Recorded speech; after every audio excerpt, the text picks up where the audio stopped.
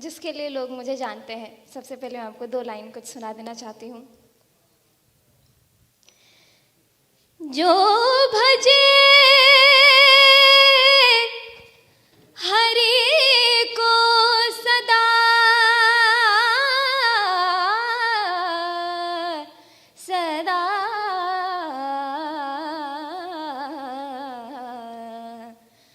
जो भजे हरि को सदा सो ही परम पद पावेगा, सो ही परम पद पावेगा। Thank you. तो वैसे लोग मुझे जहाँ बुलाते हैं तो सिर्फ गाने के लिए बुलाते हैं। पहली बार मुझे किसी ऐसी जगह, ऐसी स्टेज पे इनवाइट किया गया है जहाँ पे मैं बोल सकती हूँ, मन भर के बोल सकती हूँ। तो आज मैं बहुत सारी चीज़ें आपको बताऊँगी। बहुत सारे स्पीकर्स आए, उन्होंने अपनी अपनी बातें बोली, लेकिन मुझे लगता है कि मतलब उन लोगों का एक एक्सपीरियंस था, 20-30 साल का एक्सपीरियंस, और मेरी एज अभी खुद 18-19 साल है।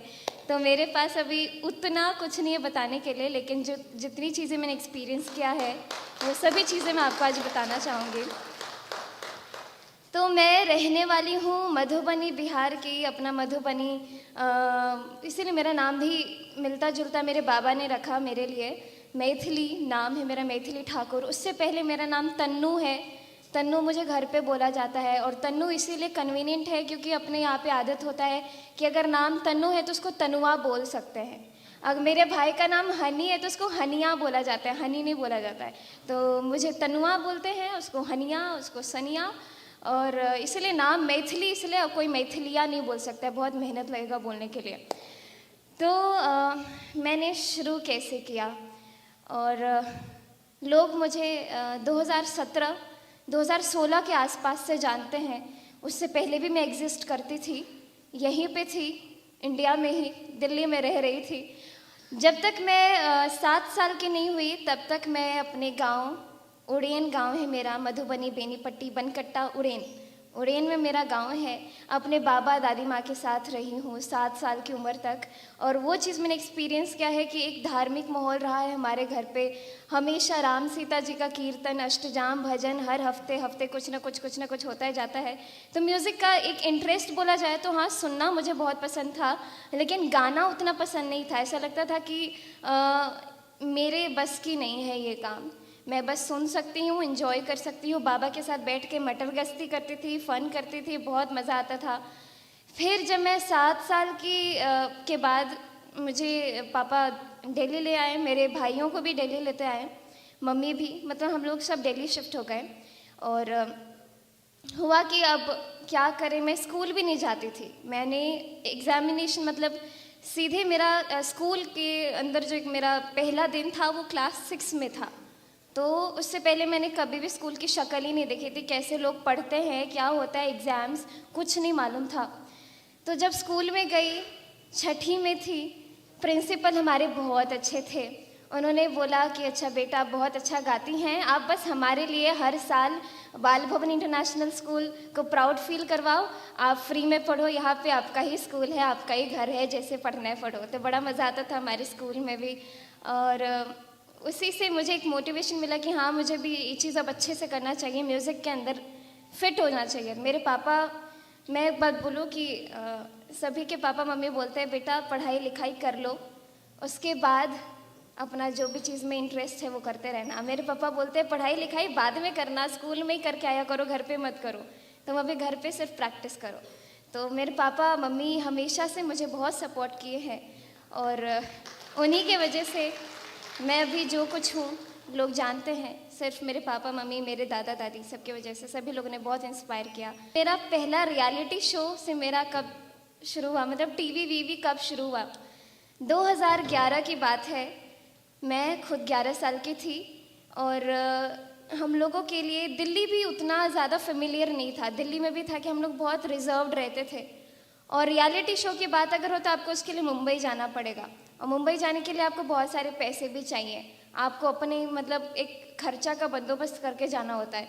और हम लोग का गांव में तो बहुत अमीर हैं, मेरे बाबा का खुद का ये है वो है, क्या बोलते हैं, खेत खलिहान है, ज़मीन जायदाद जो भी बोलते हैं, बाबा लोग का बहुत कुछ है। लेकिन जब हम लोग दिल्ली शिफ्ट हुए तो हम लोग मतलब एक इनिशियली मतलब एक चीज़ शुरू से शुरू करना पड़ता है। मैं पापा के साथ हर जगह जॉइंट क्लासेस में जाती थी, क्लासिकल म्यूज़िक जितना सीखने को मिलता था सीखने की कोशिश करती थी। अब वो चीज़ सोचना था कि हाँ 2011 आ गया है, अब लिटिल चैम्प्स का ऑडिशन आ रहा है, सभी लोग अप्रोच कर रहे हैं, अब जाते हैं। तो हम लोग गए, ऑडिशन पास करते करते करते करते मैं मुंबई तक पहुंच गई। मुंबई उन लोगों ने बुला लिया। मुंबई बुलाने के बाद 3 ऑडिशन था। 3 ऑडिशन करने के बाद आप टीवी पे दिखते, मतलब टीवी पे जब आपको लोग दिखते हैं तो आपको लगता है अरे वाह ये बच्चा बिल्कुल घर से उठ के आया है। लेकिन ऐसी बात होती नहीं है। टीवी पे अपीयर होने से पहले आपको बहुत मेहनत करना पड़ता है। आपको 7-8 ऑडिशन देना पड़ता है। एक ऑडिशन देने के लिए आपको सुबह 4 बजे लाइन में लगना पड़ता है, रात के 12 बजे आपके नंबर आता है। ऐसा सीन होता है। तो वही सब करते करते करते मैं जब मुंबई वाले ऑडिशन में 3 ऑडिशन होता था जिसमें मैंने 2 क्लियर कर लिया, आखिरी में रह गई। बहुत दुख हुआ। पापा बोले रोना नहीं, कुछ भी कर लेना, रोना नहीं। और कैमरा वाले मुंह पे, मैथिली आपको कैसा लग रहा है, आप ऑडिशन में सिलेक्ट नहीं हुए, मैथिली आपको कैसा लग रहा है? मैं बोली मेरे को बहुत अच्छा लग रहा है, मैं सिलेक्ट नहीं हुई, मैं बहुत खुश हूँ। यही हुआ। फिर 2011 में रिजेक्शन के बाद जब मैं घर वापस आई दिल्ली, रात में नींद नहीं आती थी मुझे। मैं सोचती थी अरे ये तो मेरे साथ ऑडिशन में लाइन में खड़ा था, अभी इसको सब जानते हैं, मुझे कोई नहीं जानता है, कोई मुझे पूछ भी नहीं रहा है। और हम जब मुंबई में थे तो इतना सब लाइट वाइट, सारे हीरो हीरोइन तो हमारे आंखों के सामने। मैंने श्रद्धा कपूर को देखा, मैंने आलिया भट्ट को देखा, मैंने अनिल कपूर को देखा। दिल्ली अपने घर में आती सब कुछ ऐसा लगता है कि अरे एक सपना था वो टूट गया बिल्कुल। तो फिर घर पे आकर के पापा ने बोला कि जिस चीज़ में आप रह गए उसको प्रैक्टिस करो। तो फिर मेरा एक मेन वो रह गया कि हाँ मैं प्रैक्टिस करूँगी, हर चीज़ गाऊँगी सभी लोगों को। क्योंकि उन लोगों ने मुझे जब रिजेक्ट किया तो ये बोला था कि मैथिली आप सिर्फ क्लासिकल गाते हो, आप बॉलीवुड चीज़ें नहीं गाते हो, तो ये आपके लिए डिफ़िकल्ट होगा आगे आपको ले जाना। तो इसलिए हम आपको आगे नहीं ले जा सकते हैं, आप अगले साल वापस मेहनत करके आइएगा।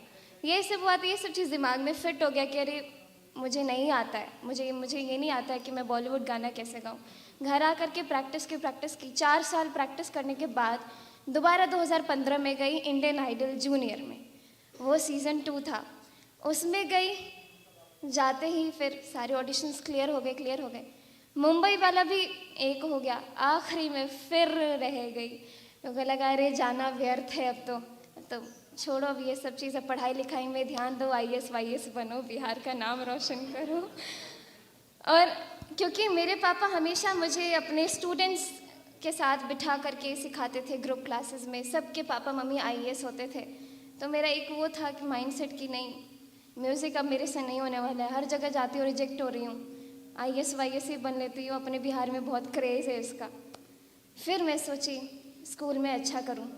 फिर जब मैंने बोला आपको 6th से ही मैंने पढ़ना ही शुरू किया, उससे पहले कुछ पढ़ाई लिखाई का नामो निशान नहीं था। तब मेरे 70 कुछ % आए थे, अंग्रेज़ी तो बिल्कुल समझ नहीं आता था। फिर 7th में जाते ही वो 70 से मैंने 93% स्कोर किया। फिर 8th में जाते ही वो 95% हो गया। ऐसे करते करते मैंने अच्छे से अपना बोर्ड एग्ज़ाम निकाल लिया। फिर IAS वाला जो ख्याल था वो दिमाग में था कि हाँ UPSC के लिए पढ़ना तो बहुत पड़ता है। सब चीज़ मैंने पढ़ना शुरू किया, 6th की NCERT से लेकर के 12th का NCERT तक सारे किताब जमा कर दिए। अब ये भी पढ़ूंगी। मतलब शुरू तो कर दिया था डेडिकेशन के साथ। फिर 2017 आ गया, राइजिंग स्टार आ गया। उन्होंने फ़ोन किया, मैथिली इंडिया में पहली बार लाइव रियलिटी शो हो रहा है। मैं पापा को बोला मना कर दो, मैं नहीं जा रही, मेरे को IAS बनना है, ये सब काम मैं नहीं कर रही। फिर उन्हें बोला कि आइए आपको हम लोग डायरेक्टली इसमें ले लेंगे, आपको लाइन में नहीं लगना पड़ेगा। और वो दिन था छठ का, उस दिन छठ का पहला दिन था और मेरा एक जगह मुझे गाने के लिए जाना था। मैं सोची चलो घर से बाहर निकल ही रहे हैं, लाइन में नहीं लगना पड़ेगा तो इसमें ऑडिशन दे देते हैं। भाई लोग भी गए थे मेरे साथ, ऑडिशन दी। उन लोगों का रिस्पांस अच्छा लगा मुझे, वो लोग बड़े प्यार से बात किए मेरे साथ, अरे मैथिली बहुत अच्छा गाए आप तो। मैं बोली अरे वाह थैंक यू। उसके बाद ऑडिशन क्लियर होता गया। फिर मुंबई का टिकट आ गया। मैं सोची इस बार भी 3 ऑडिशन में से 2 पार करूँगी, तीसरे में वापस घर आ जाऊँगी। लेकिन ऐसा हुआ नहीं लकीली। फिर मैं गई मुंबई, परफॉर्म किया और करते करते करते करते करते करते टॉप 2 तक पहुंच गई। जीतने भी वाली थी, बस थोड़ा 1% से रह गई, लेकिन वो चीज़ मेरे लिए बहुत अच्छा रहा। मुझे लोगों ने बहुत पहचाना। एक मतलब एक जो बोलते हैं एक सक्सेस का एक जो छोटा सा एक पार्ट है, एक ड्रॉप, वो मुझे ऐसा लगा कि हाँ सब लोग अब मुझे जान रहे हैं, सब लोग जानते हैं मैथिली ठाकुर कौन है। सोशल मीडिया की बात बोले, कोई तो बोल रहे थे सोशल मीडिया की बात, हाँ मतलब लोग बोल रहे थे कि हाँ, तो कोई मेरे को बोला अरे वाह मैथिली तुम्हारे फेसबुक पे इतने सारे फॉलोअर्स हैं। मैं बोला मैं तो फेसबुक पे हूँ ही नहीं। तो कोई बोला अरे इंस्टाग्राम पे तुम्हारे 10,000 फॉलोअर्स। मैं बोली मैं तो हूँ ही नहीं।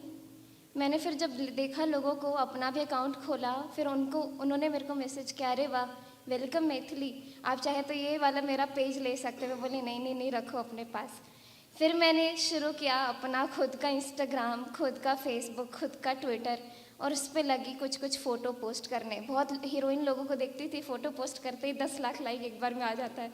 मेरे को भी लगा थोड़ा हीरोइन वाला फ़ोटो अच्छा बन ठन के डालूंगी फ़ोटो तो मेरे भी बहुत लाइक्स आएंगे। डालती थी लेकिन कोई देखता ही नहीं था, उस समय उतने फॉलोअर्स नहीं थे।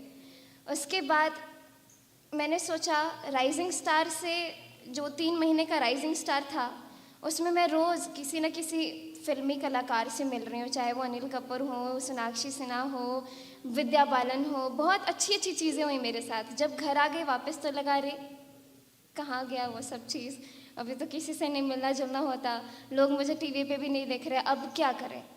पापा बोले कि वो सब चीज़ पे ध्यान मत दो, अब तुम अपनी तैयारी बढ़ाओ, क्योंकि एक बार तुमको लोग पहचान गए हैं, अब तुम्हारी रिस्पॉन्सिबिलिटी बनती है कि तुम लोगों को भूलने ना दो कि हाँ तुम मैथिली हो। बहुत सारे रियलिटी शोज़ आते हैं, विनर होते हैं, विनर को लोग अगले ही दिन भूल जाते हैं, अगले दिन नहीं तो 2 महीने बाद तो पक्का ही भूल जाते हैं कि उस सीज़न का विनर कौन था। मैं नहीं चाहती थी कि मेरे को भी लोग ऐसे भूल जा रहे मैथिली, अच्छा वो एक बार उसमें आई थी उसके बाद तो दिखाई नहीं दी गई। मैं ये नहीं चाहती थी मुझे कभी ये चीज़ फेस करना पड़े। तो पापा ने मुझे सलाह दिया कि जो मैंने अपने 7 साल का जो एक सेगमेंट था मेरा गांव में, उसके दौरान मैंने बहुत सारी चीज़ें सीखी। अपने गांव में बहुत सारा मतलब वेस्टर्न में क्या है कि हाँ आप हिप हॉप जैज़ ये सब चीज़ है, लेकिन आप इंडियन म्यूज़िक को अगर देखोगे ना, इतने प्रकार के वैरायटीज़ हैं कि आप अगर एक एक को सुनना भी शुरू करोगे तो आपका ज़िंदगी मतलब ज़िंदगी भर सुनते ही रहोगे। तो अपने मिथिला में ही मैं खुद अपना मैथिली भाषा बोलती हूँ ज़्यादातर। तो हमारे यहाँ पे सोहर, समदाउन, बटगवनी, ये फलाना चिलाना इतना सारा चीज़ है। तो जो जो चीज़ मैंने सीखा सब चीज़ का वीडियो मैंने अपने भाई लोगों के साथ बनाना शुरू किया और लगी फेसबुक इंस्टाग्राम पे धड़ल्ले में पोस्ट करने। देखती थी कोई देख नहीं रहा है। फिर एक दिन से दिमाग में आया कि एक और गाना है जो बड़ा फेमस है, थोड़ा मैथिली से हट के थोड़ा भोजपुरी साइड आते हैं। फिर वहाँ का कुछ कुछ गाना लिया, वो सब चीज़ गा के वीडियोस डालना शुरू किया। तो एक ही दम से मैं देखती हूँ अरे मैथिली वाला गाना पे भी इतना ज़्यादा व्यूज़ आ रहा है, लोग पसंद कर रहे हैं। मैं क्या सोची हमारे एज ग्रुप के जितने भी बच्चे होते हैं गिटार पकड़ते हैं, कोई अच्छे खासे मतलब हेयर स्टाइल बना करके, लड़कियाँ जो भी होती है अच्छी खासी सुंदर दिख रही होती है, गिटार बजा के वीडियोज़ डालती है, उन लोग के इतने सारे फॉलोअर्स बन जाते हैं। मैं सोची हम लोग का कौन देखेगा, हारमोनियम तबला पे हम लोग क्या क्या कर रहे हैं कौन देखेगा। लेकिन जब मैंने वो चीज़ डालना शुरू किया तो 1-2 महीने के बाद उस पर रिस्पॉन्स अच्छा आना शुरू हुआ। अब हम लोग को मैसेज करने लगे मैथिली ये बताओ फेमस कैसे होते हैं। बोले अरे वाह, ये क्वेश्चन का आंसर तो मेरे को भी नहीं मालूम फेमस कैसे होते हैं। उसके बाद पापा को भी बहुत लोग आते थे सीखने के लिए, मतलब पापा से सीखने के लिए म्यूज़िक। सर ये बताइए मैं हारमोनियम बजाना कितने दिन में सीख जाऊँगा? 1 महीने में सीख जाऊँगा। फिर कोई आता था सर मैं मैथिली जैसा गाना चाहता हूँ या मैथिली जैसा गाना चाहती हूँ, कितने साल लगेंगे मुझे सीखने में? ये 1 2 3 4 क्वेश्चन है जो बहुत इरिटेटिंग होते हैं, बहुत फ्रस्ट्रेटिंग होते हैं। तो चलो भाई वो सब चीज़ भी निकलते गया। अब सोशल मीडिया का दौर आया, मैंने थोड़ा थोड़ा यूटिलाइज़ करना शुरू किया। फिर अपना मैथिली से शुरू किया, भोजपुरी, मगही, अंगिका, बज्जिका, पंजाबी, गुजराती, केसरिया, बालम, राजस्थानी, फलाना चलाना सब कुछ करते करते करते करते अब ऐसा कि हम लोग बॉलीवुड गाने को भी अभी TVF का हमने एक बनाया था हमारे सर, आप जिसका जिक्र किए, तो बॉलीवुड गाने का भी हम लोगों ने अपने स्टाइल में कुछ कवर बनाना शुरू किया। और एक टाइम ऐसा आया, बजा दो ताली एक टाइम ऐसा आया कि गाने रिलीज़ हो रहे हैं, बी प्राक के, जानी के, बड़े बड़े बड़े बड़े आर्टिस्ट जिनके हम बहुत बड़े फ़ैन हैं। गाने रिलीज़ हो रहे हैं, वो लोग हमको लिंक भेज रहे हैं मैथिली अपने स्टाइल में। यार 1 मिनट का वीडियो बना करके इंस्टाग्राम पे पोस्ट कर दो प्लीज़। बाप रे बाप, ऐसा लग रहा है अरे बाप रे, ये लोग मेरे को बोल रहे हैं मैथिली अपने स्टाइल में गाना करके कर दो। मतलब कि ऑफ कोर्स अच्छा लग रहा होगा उन लोग को। मुझे लगा कि हम लोग कुछ बेकार का ही काम कर रहे हैं, लेकिन नहीं, ये चीज़ बहुत अच्छा होने लग गया। मेरे 2 भाई हैं, खुद के हैं, अपने वाले भाई हैं। काफ़ी लोग सोचते हैं कज़न है या फिर वो है मामा का लड़का है, ताऊ का लड़का, नहीं, लेकिन अपने हैं मेरे भाई वो। एक का नाम है ऋषभ, एक का नाम है अयाची। नहीं, ऋषभ इस साइड बैठता है, अयाची इस साइड बैठता है। अयाची और ऋषभ दोनों ही मेरे से छोटे हैं, लेकिन लोगों को लगता है कि वो वाला मेरे से बड़ा हो गया क्योंकि दोनों की हाइट अब क्रॉस कर गई मेरे को। नहीं, लेकिन मैं सबसे बड़ी हूँ। और ऋषभ तबला बजाता है, वो बहुत ही डिफरेंट है हमारे पूरे ख़ानदान में, क्योंकि वो एक शब्द नहीं बोलता है। आप सबके सामने बहुत अच्छे से बिहेव करेगा, लेकिन वो बोल देगा एक शब्द नहीं।